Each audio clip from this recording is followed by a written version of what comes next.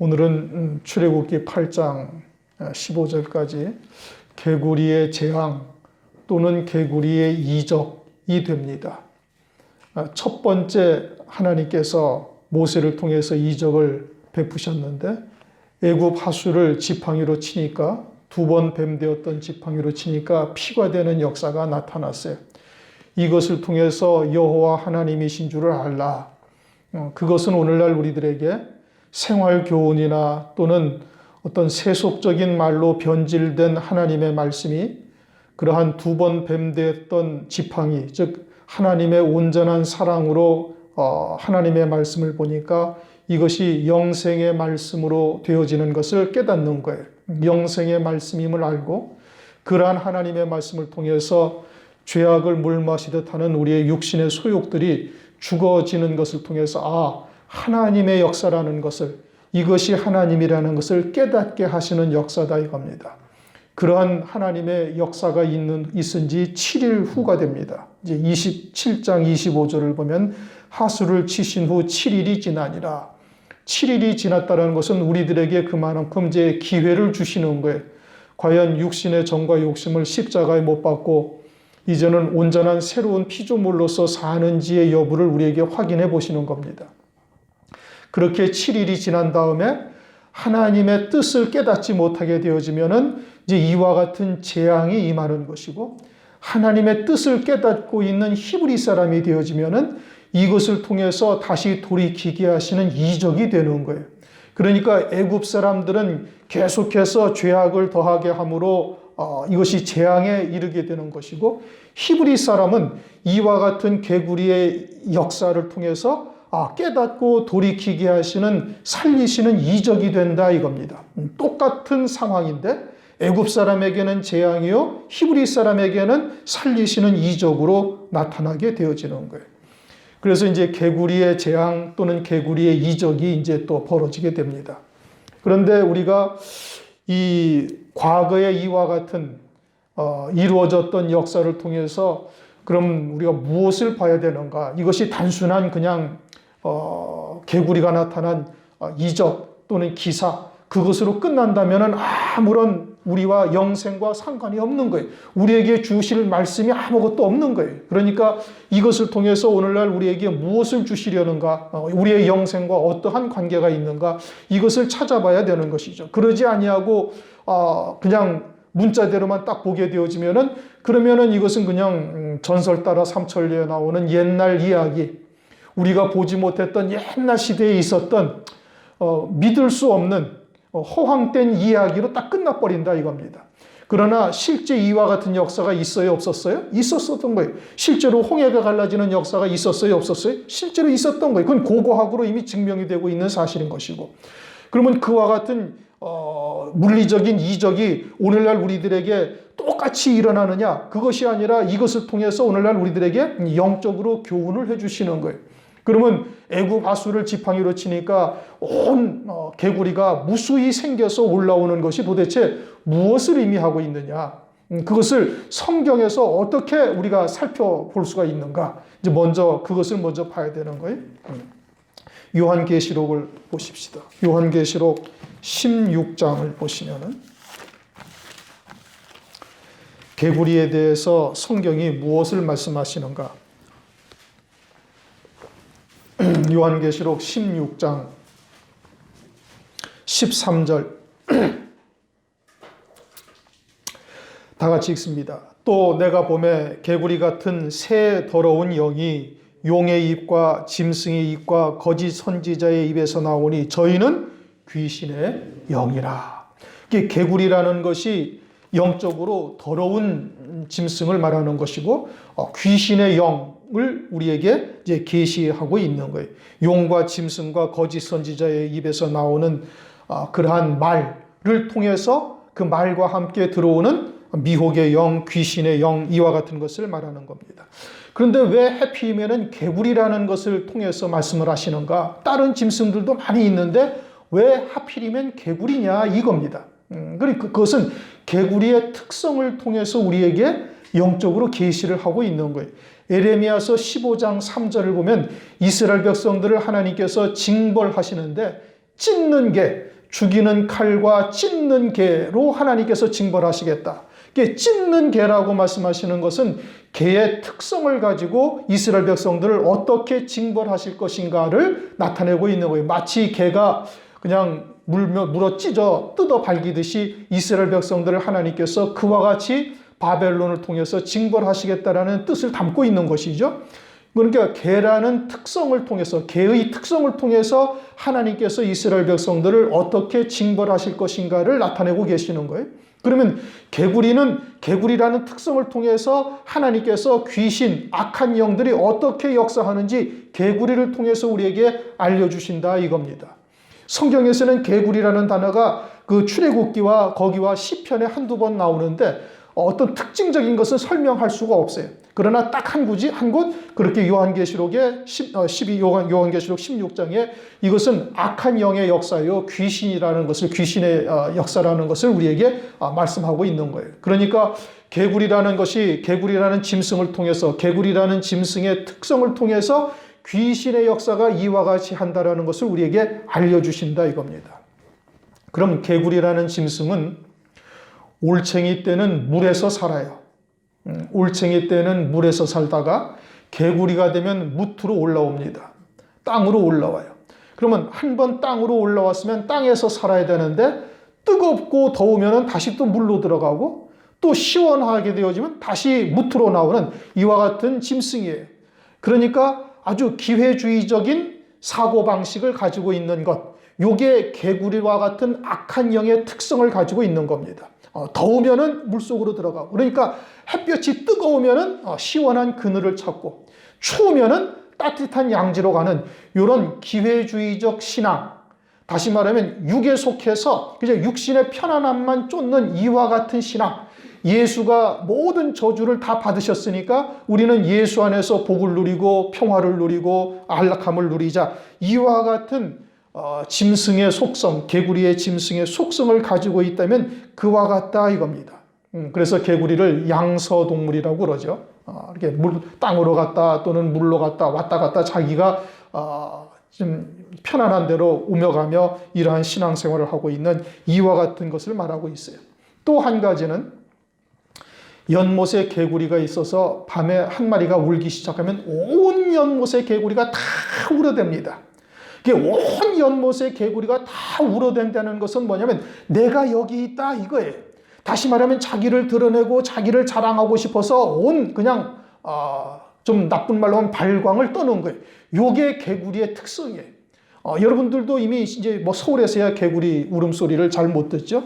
시골에서 보면은 그냥 연못의 개구리가 밤에 한 마리가 울기 시작하면 온 개구리가 다 울고 난리가 나는 거예요. 개구리가 또 올라가기 시작하면 전부 다 서로 올라가려고 디디고 올라가고 딛고 올라가고 온 난리를 치고 앉았죠. 서로 자기가 잘났다고 자랑하는 것이고 서로 높은 곳에 오르려고 다투고 시기하고 난리를 피우는 것이 그러한 것이죠.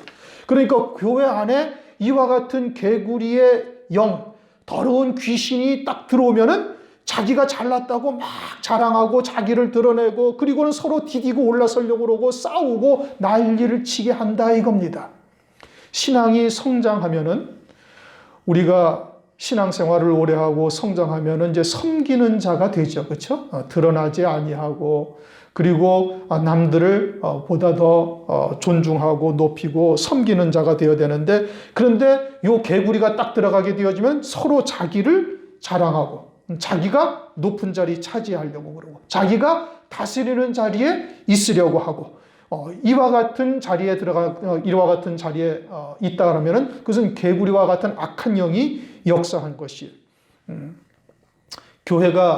우리 교회가 작아서 그런 일도 없었겠지만은 큰 교회 같은 곳에 가면 장로 선거합니다. 여러분 피택하죠. 공동회의를 열어서 투표하고 선거하고 이러면서 안수 집사도 선거하고 권사도 선거하고 이러는데 잘못하면은 그거 선거 한 번 하고서 교회가 두동강이 나는 일들이 비일비재하게 있습니다. 그것을 권력, 권세, 감투 이런 것으로 알고 있는 것이죠. 목사는 또 더합니다. 목사는 여러분들이 몰라서 그러지 목사의 세계가 이거 알면은 여러분들 신앙생활 은혜 하나도 못 받습니다. 그저 한기총, 뭐 한장년, 한교련 등등 모든 것이 다 돈으로 다 해결되는 거예요. 돈으로 선거하고 돈으로 다 해결되고 있는 이와 같은 일들이 오늘날 비일비재하게 벌어지고 있는 것이죠. 새 생명으로 사는 자라면은 히브리인이라면은 그럴 때 이것은 개구리 같은 더러운 귀신이 역사한 거다 하고 그 자리를 딱 피해야 되는 거예요. 한 가지 예를 들면은 제가 한 5, 6년 전에 총회 임원을 하라고 그래가지고 나는 우리 교회가 적어서 총회 임원 같은 거 할 만한 위치가 못 되는. 그 총회 임원 하려면 그것도 총회에다가 300만 원 발전기금, 기탁금을 내야 돼요. 총회장은 1,500만 원, 부총회장은 1,000만 원, 일반 임원은 300만 원. 나는 그 300만 원 낼 돈 있으면 우리 교회 월세 내겠다고, 못하겠다고 그러니까 굳이 또 다른 사람이 대주겠다고 하라고 그래가지고 또 했는데 하고 보니까 이게 아주 남대문 시장만도 못해요. 남대문 시장에 상인들이 모여서 있으면은 그거보다는 나을 거예요. 그래가지고 그걸 바로잡으려고 막 날선 칼처럼 날뛰다가 뭐 여기저기서 뭐 이야기를 하는데 나중에는 어떤 소리가 들어오고 너 아무개가 너한테 너 저 회칼 들고 쫓아간다고 그러더라. 막 이런 얘기까지 들릴 정도로 그게 목사들의 세계가 그런 거예요. 그래서 여기는 내가 있어야 할 곳이 못 된다. 생각이 되어지고는 그 즉시 사표 내고 그냥 그만뒀어요. 그러니까 이와 같이 하나님의 나라 또는 교회라는 곳이 이와 같은 악한 영이 역사를 하게 되면 아주 그냥 세상보다도 더 추악한 모습들을 보이는 곳이 보이게 되어짐을 말씀하고 있는 거예요. 그게 다 뭐다? 이와 같은 악한 영의 역사가 나타나기 때문에 그런 것이다. 그러면 교회는 어떠하냐? 교회도 마찬가지인 거예요.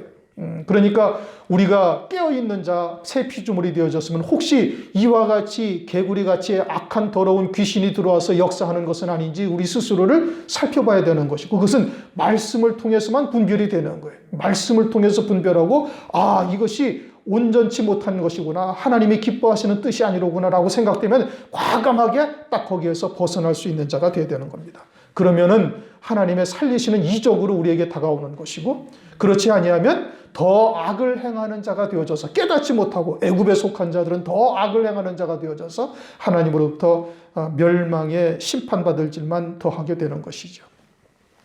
자, 그러면 이제 1절부터 보시겠습니다. 여호와께서 모세에게 이르시되 너는 바로에게로 가서 그에게 이르기를 여호와의 말씀에 내 백성을 보내라. 그들이 나를 섬길 것이니라. 네가 만일 보내기를 거절하면 내가 개구리로 너의 온 지경을 칠지라. 그렇게 말씀하셨습니다.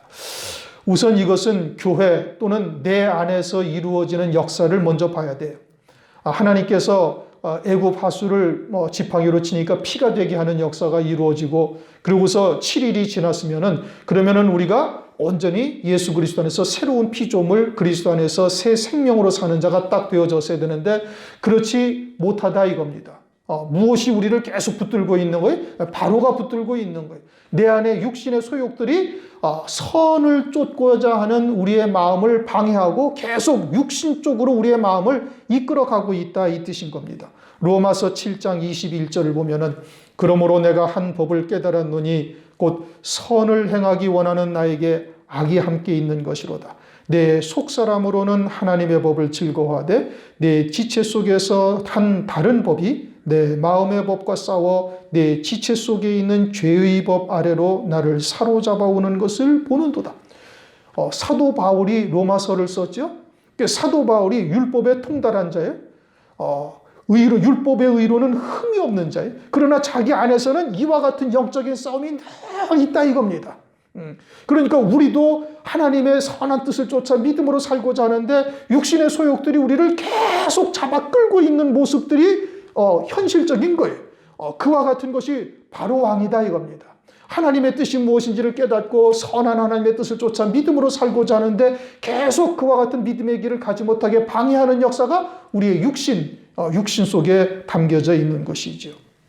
죽지 아니하고 애굽 하수를 계속 쫓고 있는 이러한 모습들이 이제 현실적인 우리 안에 이제 남아 있는 겁니다. 3절 개구리가 하수에서 무수히 그렇게 하면 어떻게 한다는 거예요? 이제 그렇게 계속 가게 되어지면은 개구리가 하수에서 무수히 생기고 올라와서 네 궁에와 네 침실에와 네 침상에와 네 신하의 집에와 네 백성에게와 네 화덕에와 네 떡반죽 그릇에 들어갈지며. 그러면은 개구리가 무수히 생긴다. 악한 영들의 역사가 더하게 되어진다 이겁니다. 피가 되게 하신 역사를 깨닫고 믿음의 결단을 하고 하나님의 선하신 뜻을 쫓아 믿음으로 살아야 될 터인데 새 피조물로 하나님의 말씀을 쫓아 믿음으로 살고자 부단히 결단하고 하나님 앞에 나와서 자신의 연약한 모습을 토로하고 하나님의 은혜로 하나님의 도우심을 구해야 되는 거예요. 그러면은 하나님의 뜻대로 구하는 그와 같은 중심에게 하나님께서 역사를 하시죠. 그런데 그것을 깨닫지 못하고 계속 육신에 속한 쪽으로 발걸음을 내딛게 되어지면은 개구리가 무수히 올라온다 이겁니다. 무수히 올라온다라는 것은 그것은 개구리가 하수에만 있어야 되는 거예요. 하수에만 있어야 되는데 올라온다는 것은 자기의 위치를 벗어난다 이거예요. 자기의 위치를 벗어나서 있어야 할 곳을 벗어나서 계속 올라온다는 것은 질서를 파괴하는 거예요. 어디의 질서를? 교회 안의 질서를 파괴하는 거예요. 개구리가 악한 영이 올라와서 교회 안의 질서를 파괴하는 행위를 하는데 어디에서 한다? 네 궁에서와. 궁은 왕족들이 사는 곳이죠. 이제 지도자들이 있다 이겁니다. 그러면 교회 안에 이와 같은 개구리의 영이 역사를 하게 되어지면은 목사와 장로가 대립을 하고 교회가 쪼개지고 막 재판에 붙이고 역사가 나타나는 겁니다. 여러분들 무수히 보죠? 큰 교회들 장로와 목사가 대립하고 새로운 목사와 예전 목사가 또 대립하고 뭐 이러면서 서로 싸우는 거예요. 그래가지고는 교회가 갈라지고 이와 같은 역사가 나타나게 되어지는 것이죠. 그것이 궁에서 벌어지는 역사인 겁니다. 민수기 12장을 보면은 모세가 구스 여인을 취해요. 그러자 아론과 미리암이 모세를 딱 대적을 합니다. 잘못했다 이거죠. 그렇게 모세가 구스 여인을 취한 것을 아론의 신앙에서 딱 보니까 그건 잘못된 거예요. 그리고 성도들의 이스라엘 백성들의 시각에서도 보니까 이거는 지도자로서 합당치 못하다라고 여겨진 거예요. 그래가지고 모세를 대적했다 이겁니다. 그러나 실상은 모세를 통해서 하나님께서 구스 여인, 모세는 율법의 대표적인 인물이에요. 그냥 모세 하면 딱 율법이에요. 그런데 구스 여인이라는 것은 에티오피아 여인인데 새까만 머리끝에서 발끝까지 까만 여자를 말하는 겁니다. 머리끝에서 발끝까지 까만 여자라는 것은 영적으로 뭘 말하느냐? 죄인이다 이거예요. 어디 한 군데 하얀 곳이 없는, 어디 한 군데 깨끗한 곳이 없는 우리의 인생과 똑같은 거예요. 원죄를 입고 이 땅에 보내신 받은 하나님의 자녀들. 그들을 모세가 취했다라는 것은 율법이 정죄하기 위해서 죄를 정하고 그를 사망 가운데 떨어뜨리기 위해서 주신 율법이 아니라 율법은 그들을 갖다가 살리는 영의 법인 것을 모세를 통해서 계시하기 위해서 하신 거예요. 그런데 그런 하나님의 뜻을 왜 아론이나 미리암이 알아요? 또는 이스라엘 장로들이 알아요? 모른다는 말씀이에요. 그러니까 자기들의 신앙의 수준에서 보니까 모세가 잘못되었으니 모세를 비난하고 모세를 그냥 그렇게 하다가 미리암이 문둥병에 걸리는 역사가 벌어진 거예요. 똑같은 일인 것이죠. 오늘날도 교회가 그러하다 이겁니다. 그것은 이 개구리 같은 악한 영이 들어와서 역사를 한 거예요. 삼손을 만약에 오늘날 하나님이 보내셔서 삼손과 같은 주의 종을 통해서 구원을 이루어 가신다. 또 삼손과 같은 행동을 통해서 하나님께서 구원을 이루어 가신다면 하나님의 백성들이 하나도 이해하지 못할 겁니다. 그렇죠? 그것을 어떻게 오늘날 받아들일 수가 있어요?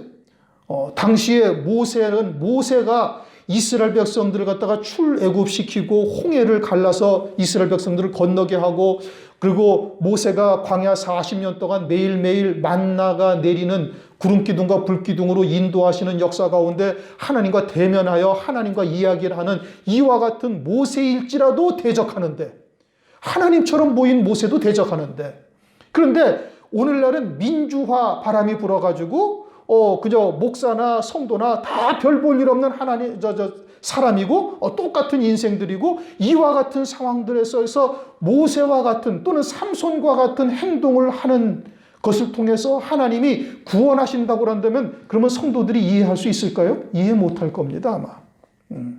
그런데 여러분 이거 한 가지는 아주 확실하게 딱 가지고 계셔야 되는 거예요. 마지막 7 금초 때 교회는 하나님이 주님이 그 오른손으로 7 별을 붙드시고 7 금초 때 사이를 다니시는 거예요. 주의 종을 붙들고 교회를 이끌어 가시는 것이지 성도들을 붙들고 이끌어 가시는 것이 절대 아닙니다. 여러분들 편에서 들으면 좀 서운하실지는 모르지만 그것이 하나님의 법이고 성경의 말씀인 거예요. 그러니까 우리가 지금 어떠한 신앙을 견지해야 되는지를 잘 생각하셔야 되는 겁니다.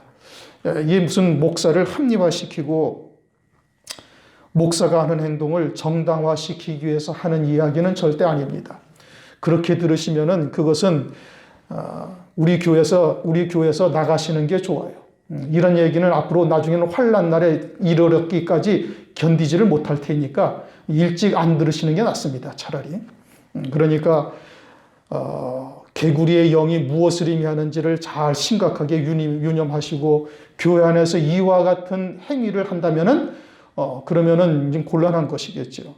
그것이 내 궁에 개구리가 들어오면은 왕족들, 지도자들 사이에 이와 같은 분쟁이 벌어지는데 분쟁이 벌어진다라는 것은 그러한 개구리 같은 악한 더러운 귀신에 의한 역사인 것이고 그것을 하나님께서 잘 분별할 수 있도록 지혜를 주시는 겁니다. 그 다음 내 침실에와 이제 침실에 개구리가 들어간다는 겁니다.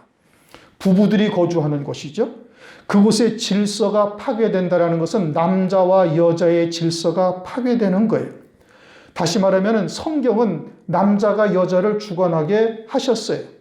이것이 이제 영적인 남자와 영적인 여자를 말하는 겁니다. 육신의 남자, 육신의 여자를 말하는 것이 아니에요. 그러니까 성경에서는 여자는 숫자에도 들지 않았단 말이에요. 그것이 오늘날 그러면 여성을 말하는 것이냐? 여성을 말하는 것이 아니라 그의 속사람이 여자의 신앙, 딸의 신앙, 아버지의 유업을 받지 못하는 딸의 신앙을 가진 자들은 아들의 신앙을 가진 자, 아들의 영을 가진 자에게 절대 순종하고 절대 복종하려는 거예요. 그래서 교회 안에서 여자는 잠잠하라. 고린도전서 14장 34절 모든 성도는 교회에서 함과 같이 여자는 교회에서 잠잠하라.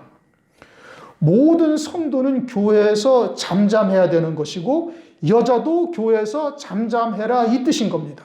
그럼 여자가 잠잠하라? 그럼 여자는 목사가 될 수 없는가? 그러면 성경에서 이 사사기 4장을 보면 드보라라는 여선지자가 등장을 합니다. 역대하 12장을 보면 훌다라는 여선지자가 등장을 해요. 그러면 하나님께서 여자는 교회에서 잠잠하라 했는데 하나님 자체에서부터 말씀에 충돌이 생기는 거예요. 그렇죠? 하나님께서 신약 성경에 그와 같이 말씀하실 것 또는 구약 성경에서 여자는 숫자에도 들지 아니하는 것, 남자들만 숫자에 채우시는 것 이거를 하나님이 모르셨나요? 알면서도 어떻게 사사 드보라를 갖다가 선지자로 세우실 수가 어떻게 있어요? 그러니까 그와 같은 여성이라는 것이 여자라는 것이 육신의 여성을 말하는 것이 아니라 그 속사람이 여자의 신앙을 말하는 거예요. 그러한 여자의 신앙을 말하는 것이지 여성을 말하는 것이 아니다 이겁니다. 그러니까 여자의 신앙은 교회에서 절대 지도자가 되어져서는 안 돼.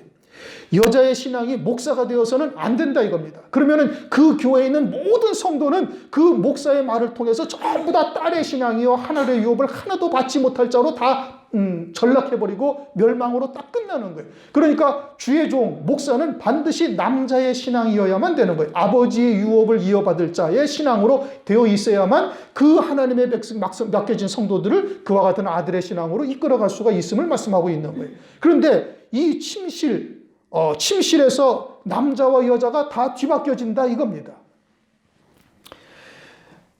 열왕기상 12장 31절을 보면 저가 또 산당들을 짓고 레위 자손이 아닌 보통 백성으로 제사장을 삼고 하나님의 말씀은 반드시 레위 자손으로만 제사장을 삼고 아론의 자식들로만 대제사장을 삼도록 명령하고 계세요. 그런데 남쪽 유다와 북이스라엘이 딱 갈라지고 난 다음에 북쪽의 이스라엘에서 하나님의 율법을 어기고 아무나 제사장을 삼았어요. 역대하 13장 9절 너희가 아론 자손 된 여호와의 제사장과 레위 사람을 쫓아내고 이방 백성의 풍속을 쫓아 제사장을 삼지 아니하였느냐. 물론 누구든지 수송아지 하나와 수양 7을 끌고 와서 장립을 받고자 하는 자마다 허무한 신의 제사장이 될 수 있도다. 북쪽 이스라엘은 그냥 아무나 갖다 제사장을 세운 거예요. 그냥 예물만 가져오면 그냥 염소 7마리 또는 송아지 1마리만 가져오면 그냥 그거 받고 제사장으로 임명을 딱 해준 거예요. 누가? 왕이. 그러니까 이와 같은 자들이 제사장이 되어져서 이스라엘 백성들을 인도하니 그들이 하나님의 율법에 제대로 온전한 뜻을 깨달을 수가 있어요, 없어요? 없지요. 그러니까 전부 다 멸망의 자식들만 양산하게 되는 거예요. 그럼 오늘날 교회는 어떠한가? 아무나 제사장이 됩니다. 아무나 목사가 되는 거예요. 성경에서 말씀하시는 남자와 여자가 무엇인지조차 오늘날 깨닫지를 못하고 있어요. 한동안에는 여자가 목사 되는 것을 절대 반대하고 길길이 뛰고 난리가 나다가 이제는 그것이 대세다. 성소수자까지 다 인정하는 판에 교회가 왜 여자를 목사 안수하는 것을 또 거부하느냐. 그것이 오늘날 이제 대세다 해가지고 이제 또 다 바뀌어져 가고 있습니다. 성경에서 여자, 남자가 무엇인지를 알지 못하고 그냥 여성, 남성만 알고서 이와 같이 아무나 다 안수하고 있는 거예요. 여러분들이 신학교가 어떤 곳인지를 잘 모르시죠? 신학교에 가서 신학생들이 예를 들어서 100명이 있다면요. 그 중에 참종은 한 명 있을까 말까입니다. 그러면 왜 하나님께서 99명이나 되는 이 잘못된 자들을 왜 보내셨을까? 하나님은 그 가운데 한 명, 아니면 200명 가운데 한 명의 참종을 세우셔야 되는데 그 한 명, 두 명 가지고는 신학교를 운영하면서 과정을 이끌어갈 수가 없어요. 신학 과정을 마칠 수가 없어요. 그러니까 들러리로 99명 아니면 한 200명, 199명의 들러리들을 하나님께서 세우시는 겁니다. 그들이 있어야 신학교가 운영이 되고 과정을 마쳐서 그들로 하여금 목사 안수를 받을 수가 있으니까. 그러니까 참종은 그저 200명 가운데 하나 있을까 말까, 100명 가운데 하나 있을까 말까 그런 겁니다. 그런데 오늘날 그냥 아무나 오면은 다 안수해요. 뭐 어디는 뭐 6개월 만에 안수하는 데도 있다고 그럽니다. 참 기가 막힐 노릇이 오늘날 벌어지고 있는 거예요. 그러니까 이것은 남자와 여자가 다 뒤바뀌어진 거예요. 그 다음 침상위에는 부부가 생육 번성하는 곳입니다. 생육 번성하는 곳. 그런데 생육 번성하기 위해서 하나님께서 남자와 여자로 지으셨어요. 그런데 여기에 개구리 같은 더러운 귀신의 영이 딱 들어가면 남자가 남자로 더불어 부끄러운 짓을 하고 로마서 1장 25절 이하에 쭉 말씀을 하고 있죠. 여자가 여자로 더불어 부끄러운 짓을 하는 거예요. 이게 뭐예요? 개구리 같은 더러운 귀신의 영이 역사를 하니까 그런 겁니다. 소돔과 고모라가 그러했죠. 마지막 때가 롯의 때와 같다. 소돔과 고모라의 때와 같다 이겁니다. 오늘날 예전에는 그 동성애 한다는 것을 감히 입 밖에도 내지를 못했는데 오늘날은 그런 것을 아주 당당하게 얘기할 정도로 사회 분위기가 완전히 바뀌었어요. 미국의 민주당의 대통령 후보 가운데 동성애자가 하나 있습니다. 뭐 부티지지라든가 뭔가. 그런데 막 1, 2위를 다투고 있어요. 기가 막힌 일이죠. 어떤 개신교 교단에서는 동성애자도 목사로 안수도 합니다. 그러니까 성경을 절대 부정해버리는 거예요. 성경이 기록되어져 있는 말씀조차 딱 다 외면해버리고 자기들의 합리적으로 해석을 다 해버리는 거예요. 이 개구리 같은 더러운 귀신의 역사가 이제 이와 같이 나타나는 겁니다. 그것이 이제 사람의 겉의 모습과 속의 성향이 다르다 이 뜻인 겁니다. 그것은 다른 말로 하면 하나님이 실수하셨다 이 뜻이에요. 겉은 남자로 지었는데 속 성향은 여자다 이겁니다. 그럼 하나님이 실수했다는 것이죠. 이게 하나님의 존재를 완전히 부정하는 이와 같은 역사를 지금 하고 있는 겁니다.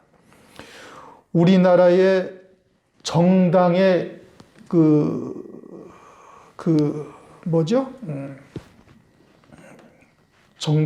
정당을 세울 때 세우는 저것이 있는데, 그 단어가 갑자기 생각이 안 나네.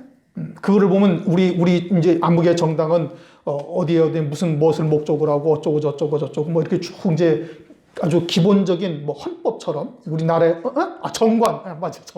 정관을 만들어요. 그런데 여러분 그 정관을 다 보면은 전부 다 동성애자를 옹호하는 편으로 다 바뀌었습니다. 왜? 그들의 표를 얻기 위해서. 우리나라의 동성애자가 상당히 많습니다. 몇십만이라고 그럽니다. 뭐 정확한 숫자는 드러나질 않았는데 동성애자 온라인 거기에 어디에 거기에 가입해 있는 자들이 자기가 어떤 목사가 들어가서 이제 확인을 해보니까 40만 명이 넘었답니다. 남자 동성애자가 가입하는 어떤 뭐가 있대? 뭐 그런 데가 있는데 들어가서 이제 들어가 보니까 남자 동성애자가 거기 가입한 자들만 40만이 넘었다는 거예요. 그러니까 가입하지 아니한 자는 얼마나 많을 것이며 또 여자들은 또 어떠하겠느냐. 이것이 아주 보편화되어져서 이제는 아무렇지도 않고 우리나라에서 뭐 지난번에 말씀드린 것처럼 퀴어 축제 뭐 별의별 게 다 있잖아요.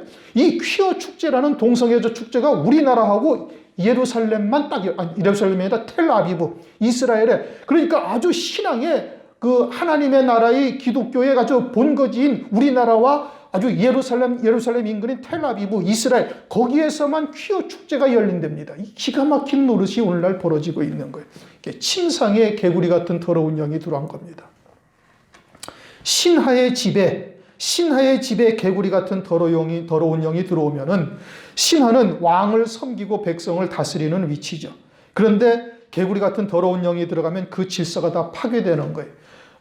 민수기 16장을 보면 고라와 다단의 무리가 모세와 아론을 또 대적하는 역사가 나타나는 겁니다. 우리도 레위 자손이고 우리도 족장이고 우리도 장로들이고 하나님도 우리와 얘기를 했는데 그런데 어떻게 니들만 그 권세를 독점하고 있느냐. 그래가지고 모세와 아론을 대적하다가 땅속으로 즉각 들어가죠. 하나님의 심판이 임하는 역사가 있게 되어지죠. 교회 안에서 오늘날 이와 같은 반란들이 막 벌어지는 겁니다. 서로 싸우고 대적하고 내쫓고 갈라지고 이와 같은 역사가 다 무엇에 의한 것에? 다 이와 같은 개구리 같은 악한 영의 역사에 의해서 그러는 거예요. 또 네 백성에게서와 백성에게라면 오늘날 교회죠. 서로 높은 자리에 올라가려고 싸우는 겁니다. 목소리 큰 사람이 이기게 되어지고 뭐 전도회장 기타 등등 여러 가지를 놓고 교회 안에서 싸우는 것이고 네 화덕은 불로 따뜻하게 방을 덮이는 일을 하죠. 교회는 하나님의 사랑으로 덮여져야 돼요. 그것은 진리의 사랑을 의미합니다.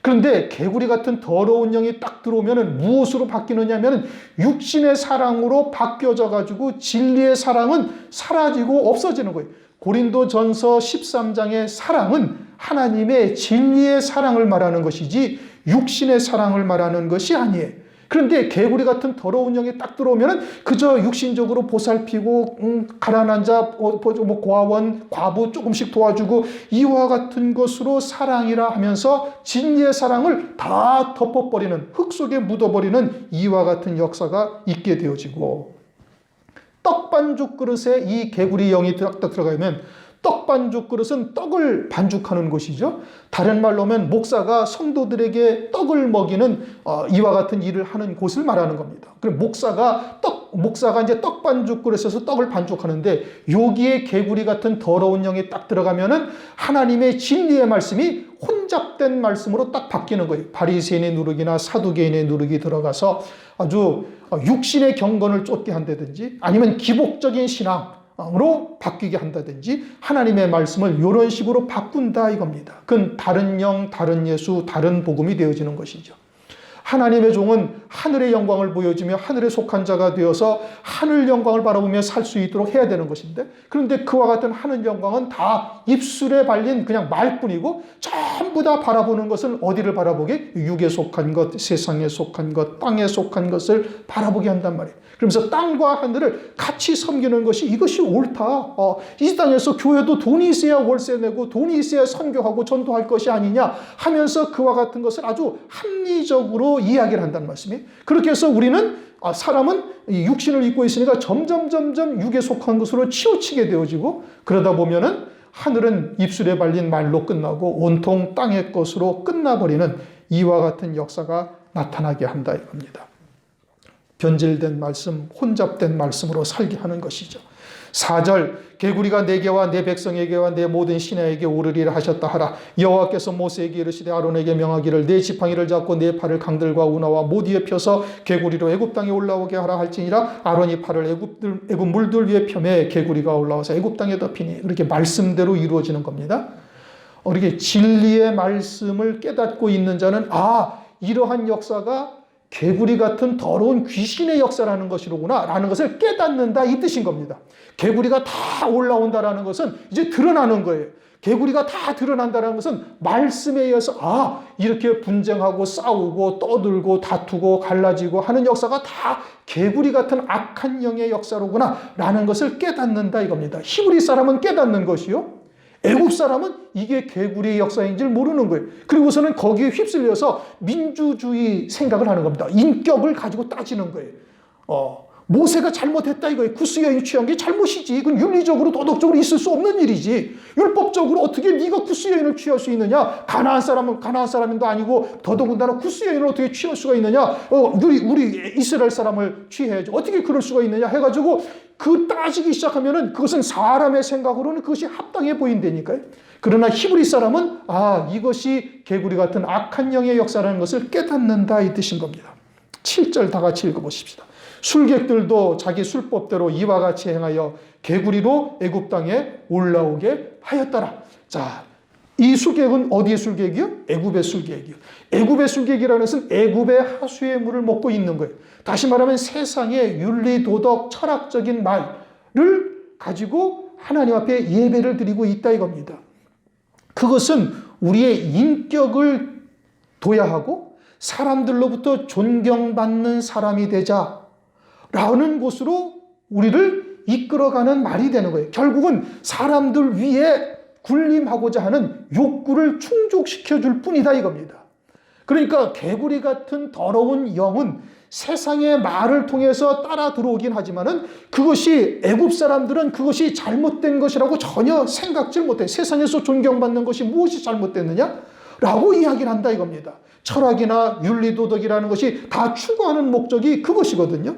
그것이 겸손한 듯 하지만 실상은 세상에서 높은 곳에 오르려는 것인 것을 깨닫지를 못한다 이거예요. 하나님의 말씀은 하나님께만 인정받으면 되는 거예요. 사람들이 어떻게 평가하든 그것은 중요하지 않아요. 하나님께서 네가 참으로 잘했다 칭찬하시면 그것으로 모든 사람이 아니라고 해도 하나님이 인정하시면 그것으로 끝이에요. 그러나 모든 사람이 칭찬하고 흠모할 만한 대상이요 존경받는 사람이라고 다 얘기해도 하나님이 너는 아니다 하면 그냥 그것으로 끝인 거예요. 그러니까 하나님의 말씀을 통해서 어떠한 것이 하나님이 인정하시고 하나님이 기뻐하시는 뜻인지를 그 말씀을 쫓아가야 되는데 그것이 아니라 사람들의 시각으로 보면 사람들의 윤리도덕 철학적인 면을 쫓게 되어지고 그것은 결국 사람들에게 인정받고 사람들에게 존경받으려는 것이고 그것은 사람들 위에 높은 곳에 오르려는 것이다 이겁니다. 하나님의 말씀의 본질과 전혀 다른 것이죠. 그러니까 애굽의 술객들도 개구리가 올라오게 하는 거예요. 애굽의 술객들의 말도 세상의 말도 우리를 존경받게 하고 훌륭한 사람으로 세워지게 하고 사람들로부터 사람들의 위에 있게 하는 이와 같은 역사를 이룬다 이겁니다. 8절 다시 한번 읽어보십시다. 바로가 모세와 아론을 불러 이르되 여호와께 구하여 개구리를 나와 내 백성에게서 떠나게 하라. 내가 이 백성을 보내리니 그들이 여호와께 희생을 드릴 것이니라. 자, 7절에서 8절로 딱 놓으면서 무엇을 여러분들이 보셔야 되는 거 아니? 애굽 살객들도 개구리가 올라오게 했어요? 못 했어요? 했어요. 그러면 개구리를 들어가게 할 수가 있다면은 모세와 아론을 불러서 개구리를 치우라고 이야기를 할까요? 안 할까요? 안 해요. 왜요? 애굽 술객들이 다 들어가게 할 수 있으니까. 애굽 술객들이 애굽의 하수에서 개구리가 올라오게 할 수 있으면은 그러면 애굽 술객들이 그 개구리를 들어가게도 할 수 있어야 되는 거예요. 그런데 그렇게 하지를 못한단 말이에요. 그렇게 하지를 못하니까 모세와 아론을 불러서 이 개구리를 좀 치워달라고 이야기를 하고 있는 거예요. 다른 말로 하면은 세상의 학설들은 우리의 인격을 도야할 수 있을지는 모르지만 영생과는 전혀 상관이 없다 이 뜻인 겁니다. 디모데전서 4장 6절 육체의 연습은 약간의 유익이 있으나 경건은 범사에 유익하니 금생과 내생에 약속이 있느니라. 육체의 연습은 그저 육체에 사는 동안 약간의 유익이 있을 뿐이에요.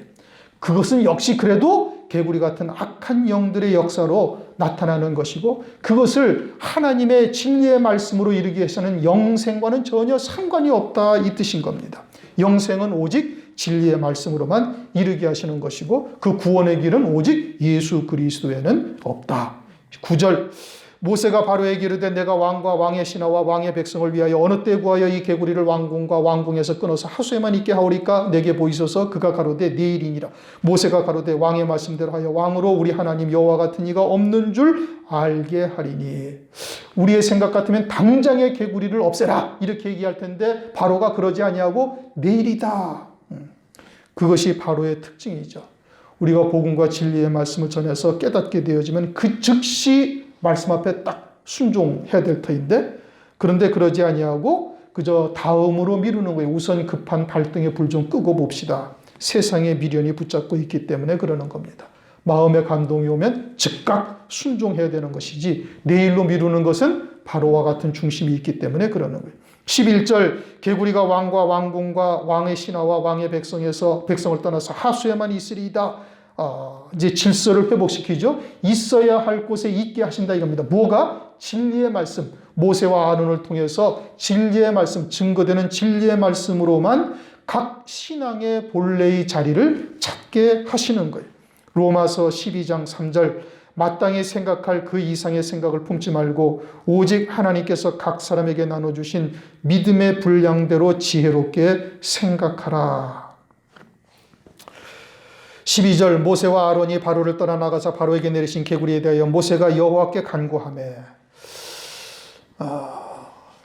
우리 같으면은 한 10년쯤 고통을 당하게 하다가 떠나게 하면 좋을 텐데, 하나님께서는 그냥 즉각 떠나게 하십니다. 모세를 통해서 하나님께서 그렇게 이루시죠. 하나님의 사랑이 어떠한지, 애굽 사람들이 당하는 고통을 하나님께서 아시고 떠나가게 하시는 거예요. 13절, 여호와께서 모세의 말대로 하시니 개구리가 집에서 마당에서 밭에서 나와 죽더라. 집에서 나와 죽는다는 것은 교회 질서가 깨졌던 곳이 하나님의 말씀으로 다시 회복되는 거예요. 모세를 통해서 증거하는 말씀을 통해서 그러한 온전한 질서, 믿음의 분량대로 생각할 수 있는 곳으로 회복이 된다. 마당은 타작마당입니다. 알곡들을 추수하는 곳인데, 개구리 같은 더러운 영의 역사에 의해서 정죄하는 것, 율법을 가지고 두들겨 패는 곳으로 바뀌었던 것이 다시 진리의 말씀으로 추수하는 곳으로 바뀌어지는다. 밭, 곡식을 심고 거두는 곳이죠. 그런데 개구리와 같은 더러운 영이 들어가니까 쭉정이와 깐부기만 나오던 곳들이 이제는 온전한 알곡들이 자라게 되어지는 역사가 있게 되어진다. 이걸 말하는 것이죠. 그래서 14절, 사람들이 모아 무더기로 싸우니 땅에서 악취가 나더라. 그리고 개구리 영으로 싸웠던 모든 것들이 나중에 돌아서서 보면 전부 다 더러운 악취가 난다 이겁니다. 장로와 목사와 목사가 싸우고 나니까 더러운 치부들만 드러나게 되어지는 것이죠. 그 흠이 드러난다. 가정도 마찬가지고 그것이 악취인 겁니다. 15절, 그러나 바로가 숨을 통할 수 있음을 볼 때 그 마음을 완강케 하여 그들을 듣지 아니하였으니 여호와의 말씀과 같더라. 고통이 심할 때는 그저 당장 개구리만 없애주면 너희들 나가게 하겠다. 그러더니 이제 숨을 딱 쉴 만큼 되니까 생각이 또 바뀌어지는 거예요. 고통당할 때는 이것만 해결해 주시면 하나님 내가 주를 위해서 충성하겠습니다. 그런데 딱 해결해 주시면은 이제 또 다음으로 미뤄지는 똑같은 상황인 것이죠. 바로에게 잡혀 있기 때문에 그러는 겁니다. 누가복음 17장을 보시면은 주님께서 10 문둥이를 고쳐주셔요. 그런데 그 중에 돌아가다가 자기 몸이 다 깨끗해진 것을 딱 깨닫고 돌아와서 주님께 감사하는 사람은 사마리아 사람 하나이고, 유대인들은 다 그냥 흐지부지 가버리고 말았어요. 그러니까 교회 안에서도 이와 같이 어려움을 겪을 때 하나님께서 구원의 은총을 베푸시면은 그 즉각 하나님께 순종하고 하나님을 위해서 헌신해야 될 텐데, 또 이처럼 뒤로 미루고 아쉬운 것이 해결되니까 마음이 변하는 이와 같은 역사가 있어서는 아니 된다. 그것을 말씀하고 있는 겁니다. 개구리는 더러운 영의 역사를 말하는 겁니다. 귀신의 역사죠. 이것이 들어가게 되어지면 질서가 다 파괴되는 겁니다. 그리고 따뜻한 곳만 찾게 되어지는 기복적이고 육신에 속한 자로 전락하는 거예요. 그러니까 내가 히브리 사람이라면 내 신앙이 지금 육에 속한 쪽으로 치닫고 있다. 이와 같은 것을 깨닫는다면 속히 돌아서서 그리스도의 영광을 위하여 그리스도와 함께 고난받기도 기꺼이 감당할 수 있는 신앙의 자리로 돌아서야 되는 거예요. 그러면 하나님께서 그 모든 것을 다 책임지신다 이겁니다. 먼저 그의 나라와 그의 의를 구하라. 그리하면 이 모든 것을 너희에게 더하시리라. 그래서 히브리 사람은 이 악한 개구리 영의 역사가 무엇인지를 깨닫는 것이고, 애굽 사람은 여전히 깨닫지 못하고 다시 또 이제 세 번째 재앙이 또 임하게 되는 역사가 일어나게 되는 것이죠.